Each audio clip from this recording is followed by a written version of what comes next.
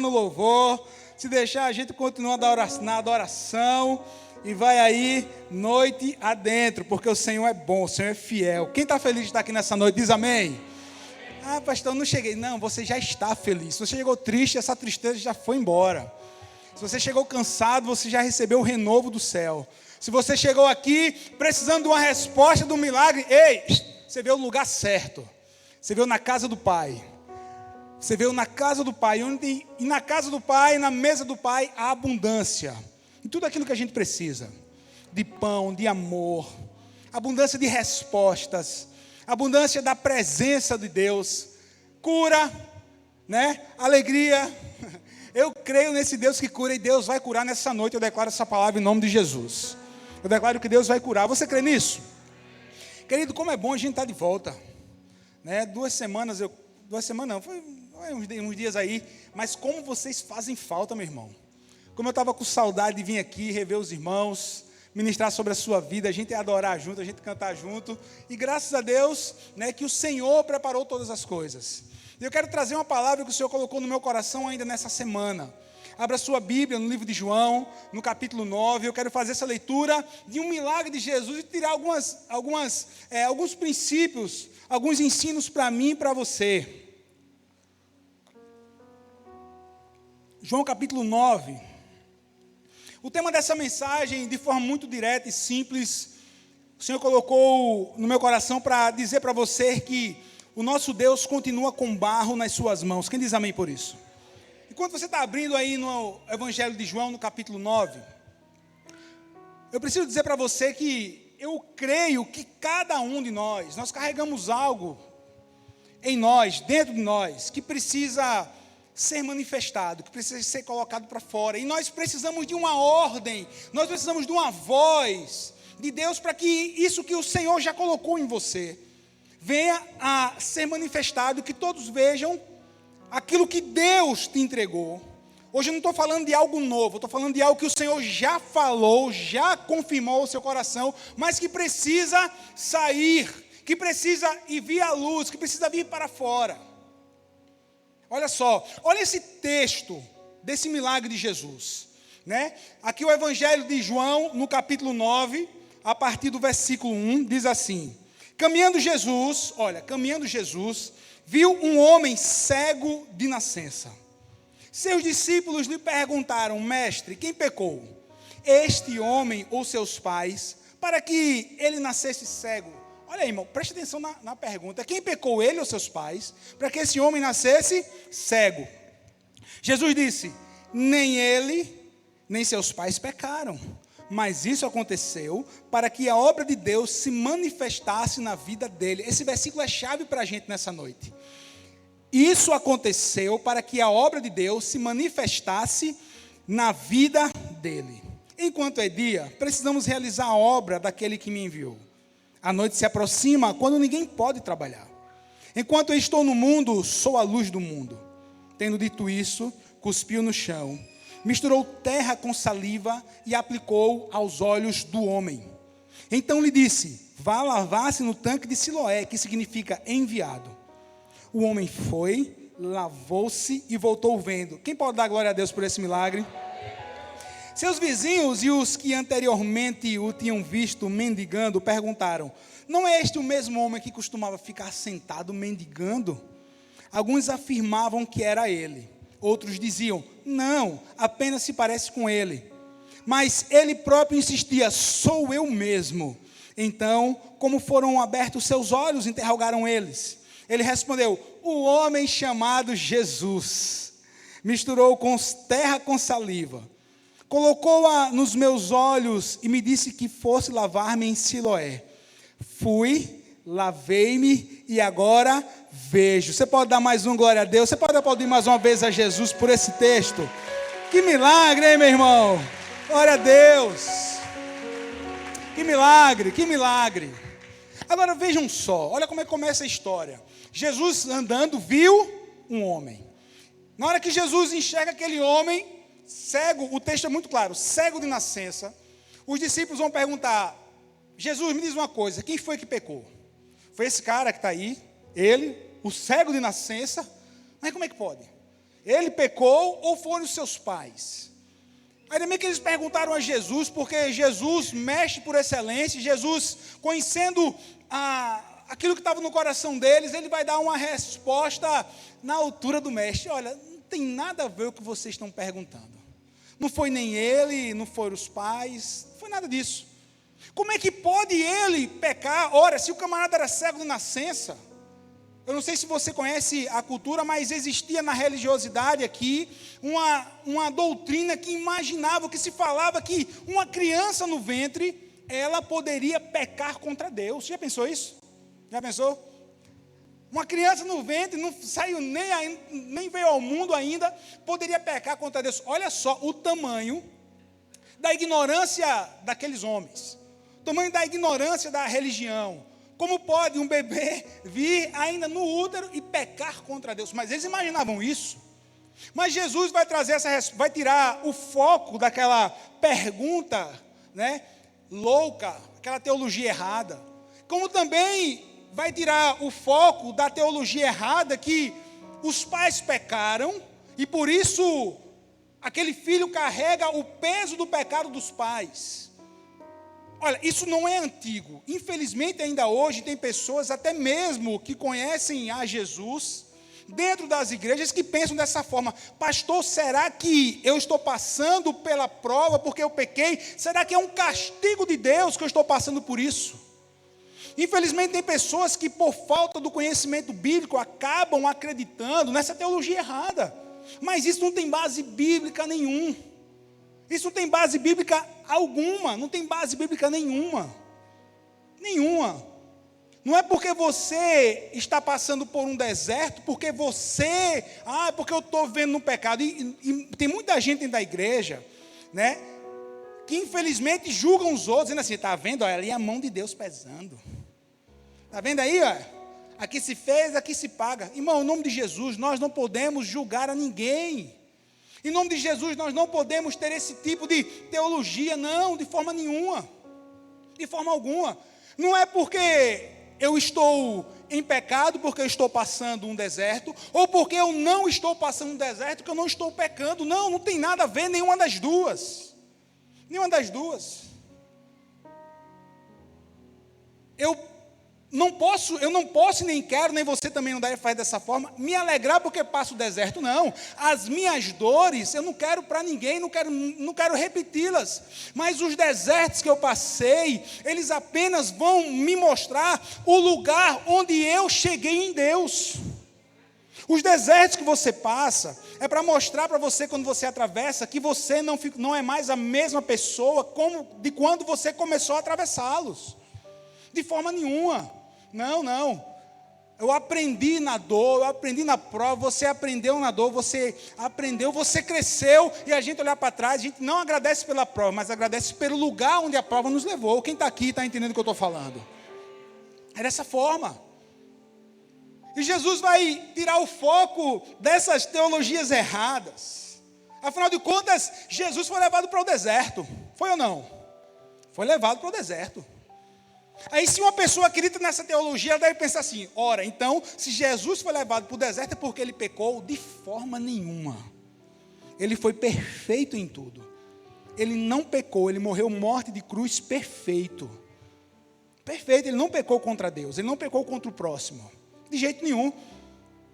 Afinal de contas, então, se o Espírito Santo leva pessoas para o deserto, ele levou Jesus porque ele estava pronto para enfrentar aquela prova. Se você está enfrentando esse deserto, é porque Deus enxergou em você que você está pronto a enfrentá-lo, e Deus não permite que nenhuma provação mais forte do que você possa aguentar sobrevenha sobre você. Então, se você está passando a prova, Deus está no controle, Deus está com você, Ele está atravessando com você. Não é nem mais nem menos, é na medida certa. É na medida certa. É nessa medida certa que nós vamos confiar nele. É nessa medida certa que nós vamos atravessar e nós vamos vencer. É na medida certa. Jesus foi levado ao deserto para ser tentado. E ali ele atravessou aquela prova com louvor. Ele atravessa aquela prova da tentação na palavra.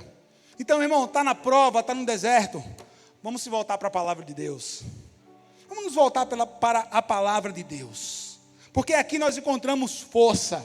Aqui nós encontramos vigor. Aqui nós encontramos paz. Pastor Múcio leu Isaías capítulo 26, onde o Senhor nos dará perfeita paz. Perfeita paz em todas as circunstâncias. Perfeita paz atravessando os desertos, perfeita paz vencendo o deserto e perfeita paz para começar essa prova de deserto. Mas o texto nos diz, como foi mesmo Jesus? Quem pecou foi ele, foram os pais. Quem pecou? Jesus vai dizer assim, nenhum nem outro. Jesus vai dar a resposta, ele nasceu desse jeito, para que se manifeste nele, para que possa ser manifestada nele, o que, meu irmão? A glória de Deus, as obras do Pai. Quem está aqui diz amém por isso? Foi nenhum nem outro. Ele nasceu desse jeito, para que se manifeste nele as obras do Pai.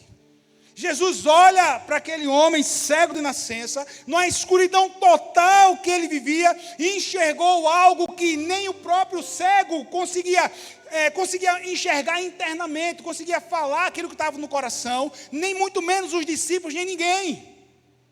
Jesus, ele enxergou uma grande obra que Deus havia colocado no coração daquele cego, mas ele não acreditava nele. Os discípulos não acreditavam, o povo não acreditava. É um mendigo, é um cego que fica gritando aí. É alguém que tanto faz como tanto fez.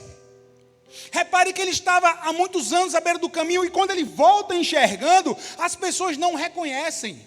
Por que não reconhecem? Porque não dava a menor atenção para ele. Ninguém estava nem aí para ele. Mas Jesus disse assim, tem algo nele que precisa e irá se manifestar. Tem algo nele que vai se manifestar. E eu quero dizer para pessoas aqui nessa noite, com muito temor e tremor, que você tem que se enxergar como Deus te vê. Você tem que enxergar você mesmo com o olhar do Pai. Não com o olhar de crítica, de reprovação, não com o olhar de bullying, dessa sociedade que nós vivemos, não, de forma nenhuma. Comece a enxergar você pelos olhos do Pai. Por isso que eu falo que eu vim nessa noite falar com muito temor e com muito tremor para pessoas que não estão conseguindo, por conta de tantas circunstâncias, entender e ver o olhar que Deus tem para você. Pessoas que acham que não tem mais valor. Deixa eu trazer aqui 3 versículos para você, para que você possa entender o valor que você tem. Isaías 44:2 diz assim, eu sou o seu Criador e o tenho ajudado desde o dia que você nasceu. Escuta essa palavra, Deus está dizendo assim, eu sou o teu Criador, quem te formou foi você, e eu tenho te ajudado desde o dia que você nasceu. O Salmo 139, versículo 6 diz assim, todos os dias foram determinados para mim, foram escritos no teu livro antes de qualquer um deles existir. Ei, lembre disso, antes mesmo de eu e você nós viéssemos à luz, viéssemos a nascer, Deus já havia escrito a minha e a sua biografia, não em livros da terra, mas em livros do céu. Olha o valor que você tem. Olha o valor que você tem para Deus. Olha o valor que você tem para o Pai. Ele enviou Jesus para morrer por mim e por você. Ele enviou Jesus para que Ele fizesse essa grande obra da salvação por mim e por você. Aleluia. Tanto valor que nós podemos reunir esse valor aqui no Salmo 33:11, mas os planos do Senhor permanecem para sempre, os propósitos do seu coração por todas as gerações. Aleluia. Deus tem plano para você e você foi feito para a glória de Deus. Você veio a essa terra para que você pudesse nascer, para que você pudesse desfrutar daquilo que Deus vai estar te entregando, mas um dia Deus deseja que eu e você possamos voltar para a casa dele. Voltar para a casa do Pai. Voltar para a casa do Pai. Deus deseja que você passe a eternidade com Ele. Já pensou nisso? Esse é o desejo de Deus. Que todos os homens sejam salvos. Chegue a um pleno conhecimento da verdade. Sejam libertos, que você viva bem, querido. Deus tem planos de paz para você. Eu falo isso com toda certeza. Os planos que Deus tem para você são planos de paz. Não são planos de desgraça. Seja o que Deus quiser. Se for assim, Ele quer que eu viva bem. Se for assim, Ele quer que você seja feliz. Se for assim, Ele deseja que você possa comer o melhor dessa terra. Pastor, e agora? Que palavra é essa? Essa é a palavra de Deus, meu filho. Se você não conhece Bíblia, está conhecendo agora. Não, pastor, mas eu ouvi, eu cresci, ouvindo que eu tinha que viver uma vida medíocre, uma vida pequena, uma vida que... não, meu irmão. Vida de Deus é vida abundante. E não estou falando do material, estou falando da presença do Pai. Eu estou falando da presença. O mais importante dessa terra é viver com significância. Não é ter sucesso. Sucesso faz parte, é bom, é joia. Precisamos. Mas é muito mais além. Você quer ver uma coisa? O que é uma vida com propósito? Lembra que eu falo para você, tem 3 níveis. Eu acredito que são 3 níveis de vida. O primeiro nível é apenas a existência. Infelizmente tem pessoas que estão nesse primeiro nível. Vive por viver, não tem propósito.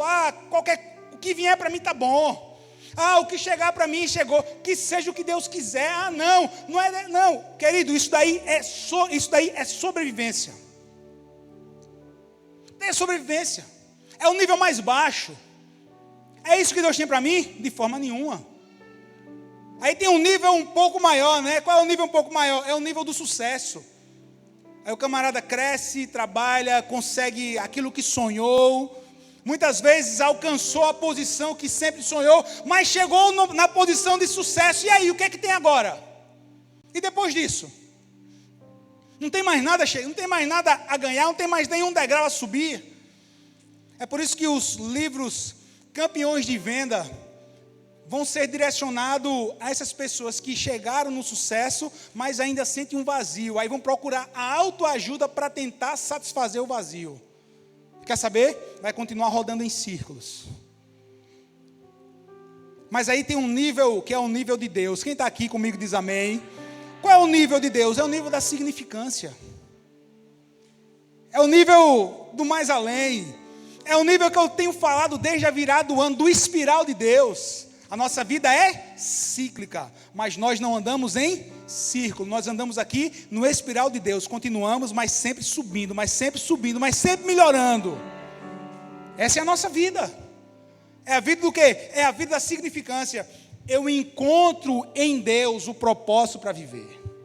Eu encontro no meu relacionamento com Ele, não é na igreja, não é na religião. É no meu relacionamento com Deus através de Jesus. Que eu vou entender qual é o meu papel aqui na terra. O que é que eu estou fazendo aqui nessa terra? O que é que Deus tem para mim aqui? Os meus sonhos. Que sejam realizados não para a minha glória, mas para a glória de Deus. Ei, deixa eu dizer algo para você. Se Deus colocou algo no seu coração, um sonho de ser um advogado, de ser um médico, de ser um empresário, querido, faça por onde, ore e alcance esse nível que você tanto tem sonhado. Porque Deus deseja que você esteja em posições chaves da sociedade. Se Deus te colocou um sonho no coração de você ser um político temente a Deus, querido, vá-se embora, faça por onde, porque nós precisamos de homens comprometidos com o reino lá na política. Pastor, pelo amor de Deus, igreja e política não se mistura. Onde você aprendeu isso? Porque essa Bíblia aqui fala sim de política. Afinal de contas, Daniel era o quê? Na Babilônia. Ele era um ministro. Afinal de contas, José era o quê? Governador do Egito. Isso é o quê? Política. Afinal de contas, Neemias, a posição de copeiro, semelhante à posição do conselheiro de um ministro de Artaxerxes. Sabe por que a política chegou no mais fundo do poço? Porque os homens e mulheres de Deus deixaram a posição que era nossa para aqueles que não são tementes a Deus. Está na hora da igreja voltar à posição de ordem de Deus, onde os filhos da luz ocupam os lugares de relevância na sociedade. Pastor, eu tenho um sonho de fazer cinema. Onde que o Filho de Deus não pode fazer, deve fazer. Eu tenho o sonho de ser um diretor. Vá e faça filmes que falam, que engrandeçam o nome do Senhor. Vá lá e ocupe essa esfera da sociedade. Vá lá e faça. Por quê? Porque a educação chegou no nível de doutrinação com o socialismo, que é contrário à palavra de Deus. Por quê? Porque professores não tementes a Deus chegaram lá, mas Deus levanta aqui uma nova safra de professores tementes a Deus, onde vão fazer a diferença nas faculdades, nos colégios. Está na hora da gente voltar a ocupar essa posição. Porque para nós, para que o reino de Deus cresça. Isso é ministério. Ou você acha que ministério é só você vir aqui pregar? Não. Todos nós somos ministros de Deus. No seu lugar de trabalho, faça o melhor, seja o melhor, ocupe os melhores e maiores lugares. Sabe para quê? Não para a sua glória, mas para a glória de Deus. Você vai sair daqui hoje, amanhã, na segunda-feira, você volta para o seu trabalho, você volta para a sua escola, você volta para a sua faculdade, para os seus afazeres. E é lá onde nós temos que ser igreja.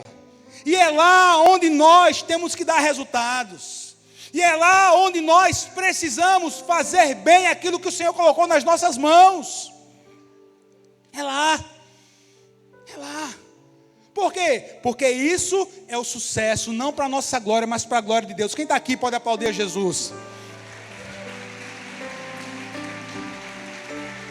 Glórias ao Senhor. Glórias a Deus. Se você quer entender o propósito de Deus para a sua vida, você precisa conhecer a Deus. Você precisa conhecer a Jesus. Porque à medida que eu vou conhecendo a Deus, eu vou conhecendo os propósitos deles para a minha vida. Eu vou conhecer os propósitos do Senhor para a minha vida. Quem está aqui diz amém.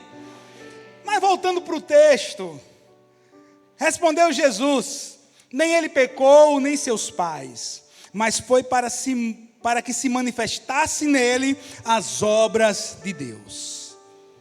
Olha só, irmãos, Jesus ele vai enxergar, vai olhar para aquele cego de nascença, e vai falar para os discípulos e também para aquele cego, para todas as pessoas que ali estavam, que tinha uma obra dentro dele. Ou não é assim que está no texto?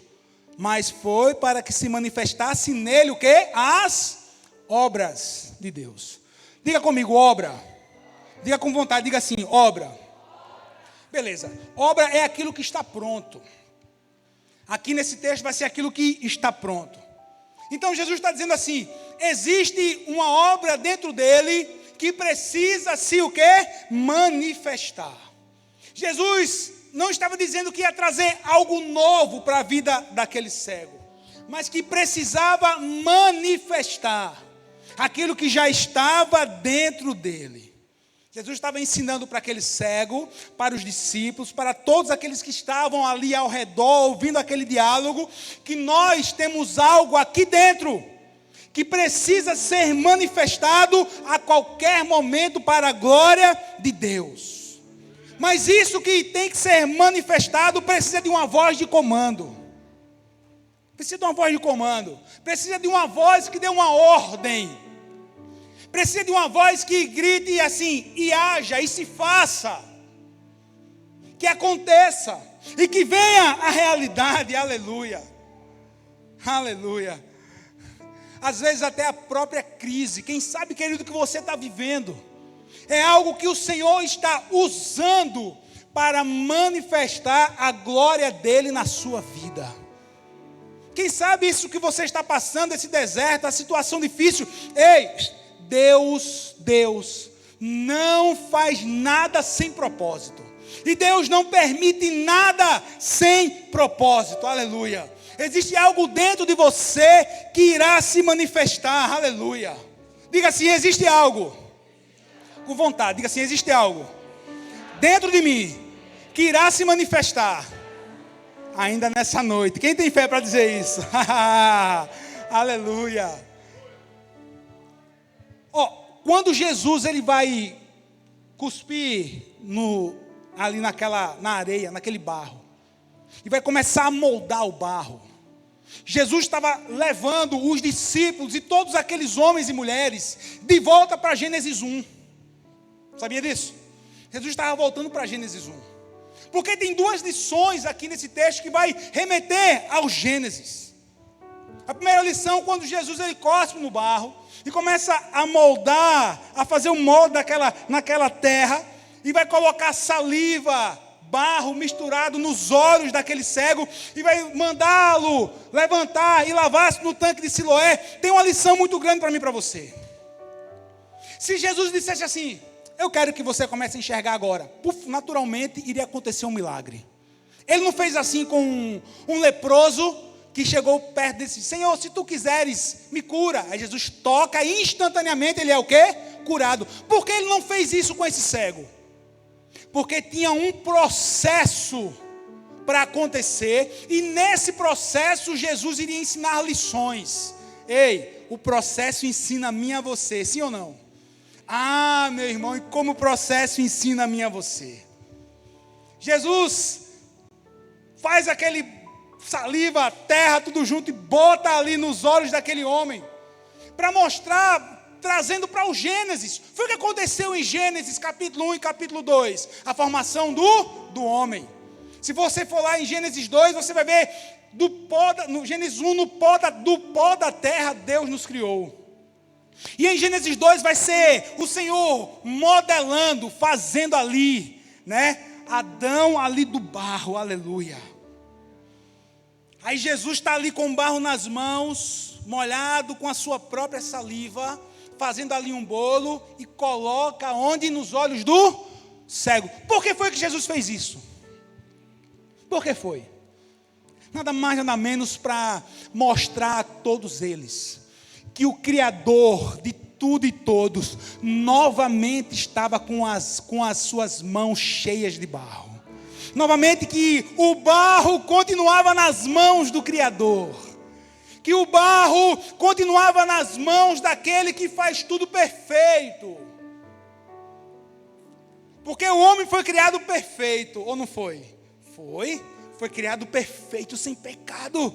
Adão foi criado por Deus na perfeição física, na perfeição emocional. Foi criado perfeito, sem doença, sem morte. Mas agora um cego que nasceu doente. Aí Jesus pega o barro, cospe, faz aquela argamassa, para dizer, sabe o quê? Eu continuo com barro nas mãos. Eu continuo com o poder de fazer algo novo na vida daqueles que precisam. Eu continuo com barro nas mãos para trazer a luz, para fazer com que algo aconteça, expulsando a doença e trazendo a saúde. Eu continuo com barro nas mãos, aleluia! Era o Criador presente, o próprio Jesus, em forma de homem, com barro nas mãos. A palavra do hebraico ali que é usada em Gênesis 2 é yatz. Yatz é moldar, é amassar, é fazer algo daquilo que até existe. Ah, irmãos, imagine a cena. Jesus ainda com barro nas mãos, mandando aquele cego lavar-se no tanque de Siloé. O cego sai de cena e Jesus continua com barro nas mãos. Se eu tivesse ali, conhecendo a história, se nós estivéssemos ali, sabe o que era que eu fazia? Jesus, está com barro aí nas mãos, pega um pouquinho desse barro, bota aqui nas minhas costas, porque minhas costas ainda dói. Jesus, pega um pouquinho desse barro, bota aqui nos meus joelhos, porque meus joelhos ainda dói. E quando eu corro que está doendo mesmo. Jesus, pega um pouco desse barro e coloca nas minhas feridas. Qual você acha que seria a reação de Cristo? Com certeza ele pegaria daquele barro e colocaria em quem chegasse, pedisse para que o Criador trouxesse uma cura. Mas quantos chegaram? Nenhum. O Criador com barros nas mãos, curando um cego de nascença. Ninguém chega para dizer assim: Jesus, faz em mim também. Já pensou? Entra na história comigo. Mas deixa eu te dizer um segredo. O Criador continua com barros nas mãos nessa noite. O Criador continua com barros nas mãos nessa noite. O Criador continua com barro nas mãos nessa noite. E Ele está aqui passeando no nosso meio. Porque eu creio no que esse livro diz. Quando 2 ou 3 estão reunidos no nome dEle, Ele se faz presente. E eu creio que a cura do alto, eu creio que a transformação do alto vai acontecer na vida de pessoas nessa noite, para a glória de Deus. Em nome de Jesus, amém. Aleluia. Eu creio. O Criador está com barro nas mãos.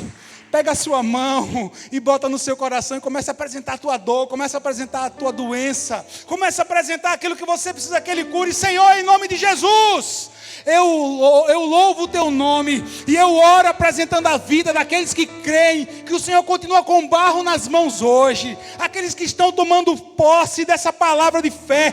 Pega esse barro, Jesus, pega esse lodo, pega essa argamassa e passa, Pai amado, nas nossas dores e traz cura.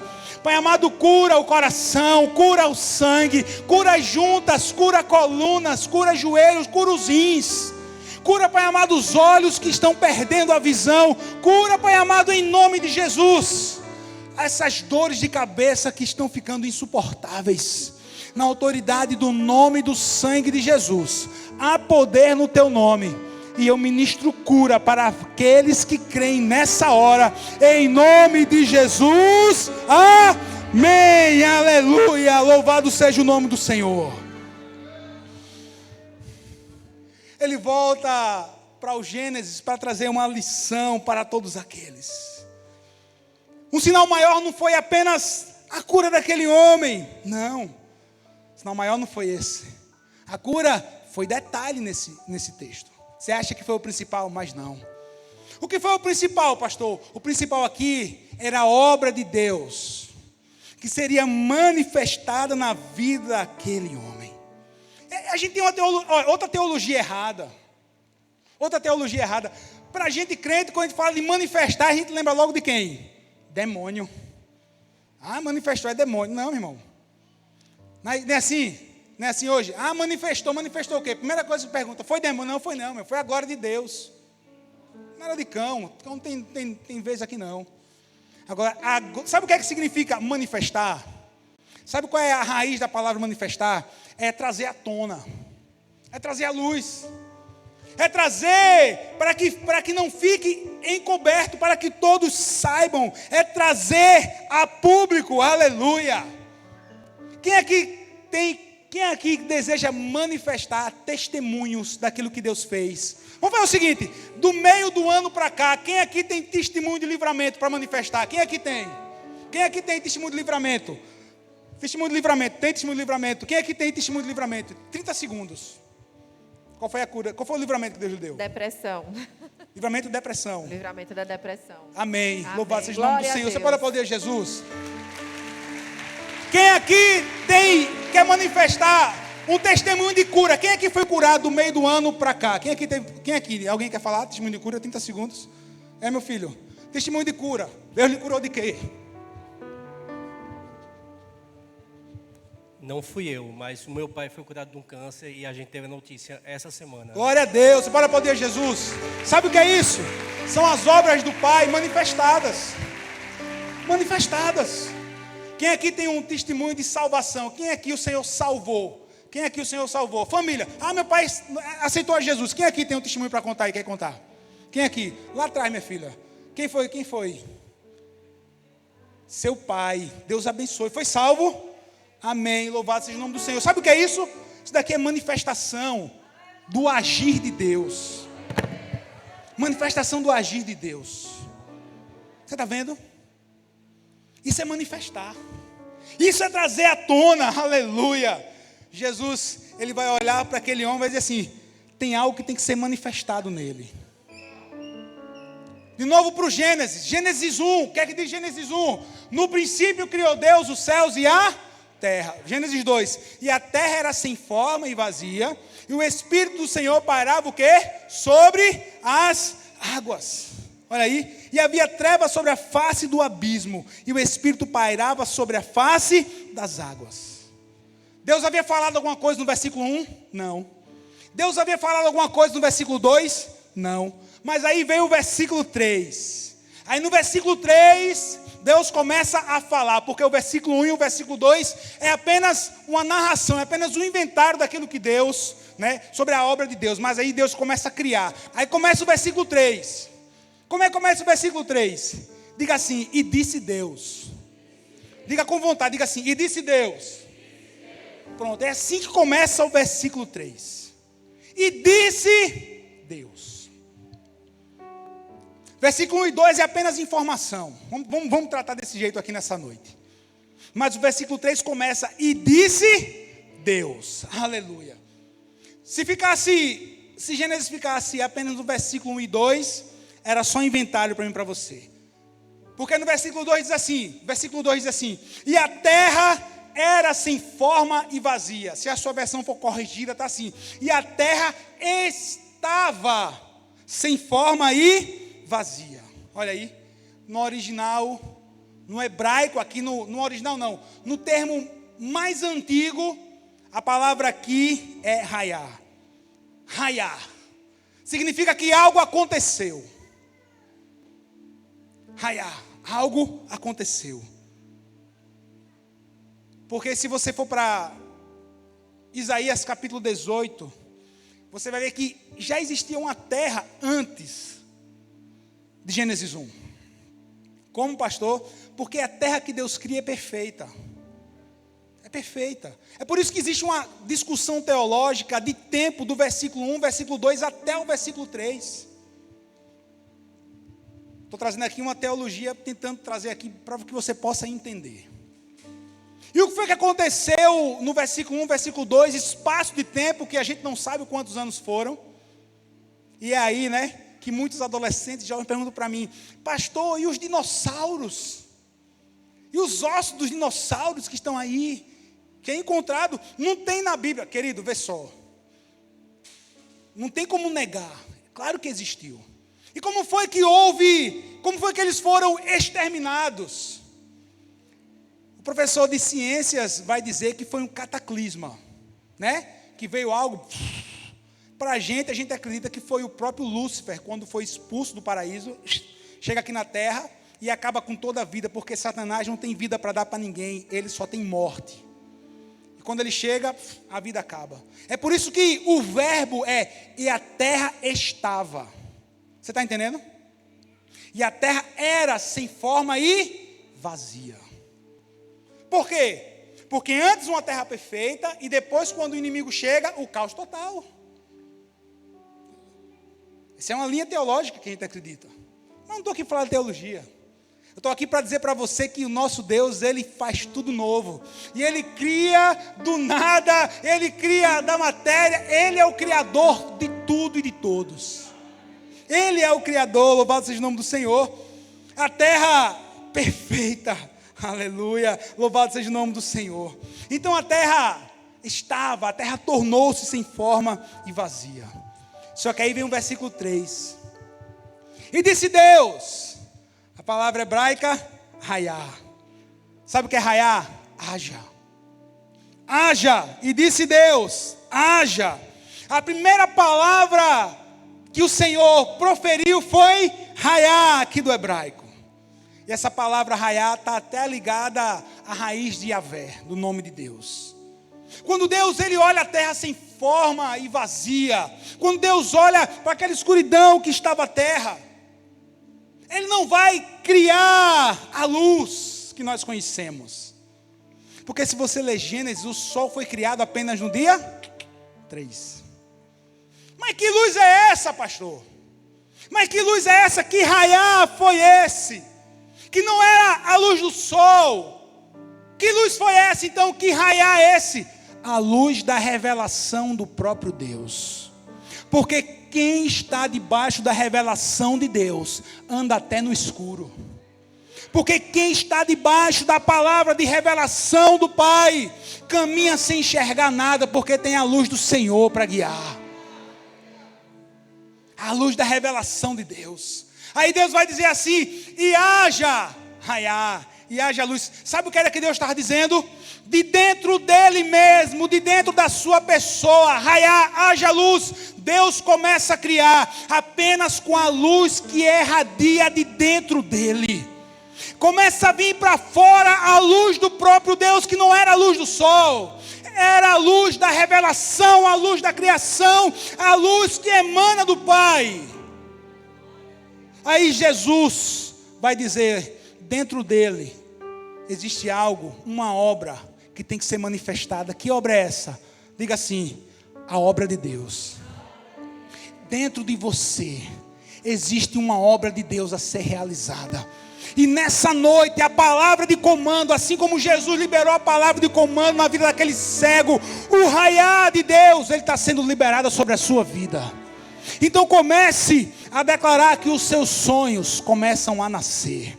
Comece a declarar que o seu desejo, sendo os desejos do Pai, para não a sua felicidade apenas, mas para que o nome dele seja glorificado, a sua felicidade começa a acontecer hoje. Você lembra do que eu falei? Eu não vou trazer algo novo. Eu não vim ministrar sobre algo novo hoje. Eu vim trazer, sabe o quê? A revelação de Deus que começa a brotar do meu e do seu coração. Quem sabe estava encoberto. Quem sabe estava esquecido. Mas nessa noite Deus está lembrando. Nessa noite Deus está lembrando. Aleluia. Deus vai criar por 3 dias. Só com a sua luz. A gente precisa disso. Nós precisamos disso. Eu quero que você saia daqui dessa noite entendendo que algo começa a ser manifestado na sua vida. O amanhã não vai ser igual. O seu amanhã não vai ser igual à sua sexta-feira. O seu amanhã não vai ser igual ao sábado. Não. O seu amanhã vai ser algo novo. Por quê? Porque existe uma ordem de Deus para você. Uma ordem de Deus. Uma ordem do Pai. Sabe qual foi a maior obra daquele? Se você ler João capítulo 9, você vai ver que aquele cego de nascença, não, agora ex-cego de nascença, louvado seja Deus, ele vai ser questionado pelos mestres da lei, ele vai ser questionado pelo povo, ele vai dizer assim: eu não sei se foi A, se foi B, eu só sei do seguinte: o homem chamado Jesus, ele mandou me lavar no tanque de Siloé, eu saí cego e voltei vendo. O homem chamado Jesus me deu uma ordem de comando, e agora eu posso ver. Eu antes era cego e agora eu posso ver. Antes você era uma pessoa que não tinha destino. Hoje você recebe a voz do comando e está recebendo o destino do alto sobre a sua vida. Antes você era uma pessoa que ficava aí que nem barata tonta, para um lado para o outro, sem um caminho a percorrer. Hoje você sai com a voz do caminho para que você possa percorrer. Antes você era uma pessoa que não tinha as ideias bem definidas. A partir de hoje o Senhor está começando a definir as suas ideias. A partir de hoje o Senhor está começando a mostrar o ponto que você vai sair, o ponto que você vai chegar. Ah, pastor, eu estou uma pessoa que eu não sei aquilo que eu vou fazer para a minha vida, não sei que curso eu vou fazer, eu não sei em que é que eu vou investir. Hoje o Senhor está trazendo direcionamento para você. Ah, pastor, antes eu estava perdido. Hoje você foi achado. Hoje você foi achado. Por quê? A voz de comando começou a chegar nos seus ouvidos espirituais. E você está começando a manifestar aquilo que Deus tem para você. Quem recebe essa palavra? Quem recebe essa palavra? Quem recebe essa palavra? Aleluia. Eu vim dizer para você que tem algo dentro de você que vai sair para fora hoje. Hoje. Ah, meu irmão, como eu creio nessa palavra. Ah, meu irmão, como eu creio nessa palavra que eu ministrei sobre você. Foi muito estudo para pegar essas palavras, para ligar os termos hebraicos. Mas quando a gente liga, quando a gente vê tudo, nossa, que mensagem. Uma ordem de Deus para mim e para você hoje. Fique de pé. Eu quero orar por você.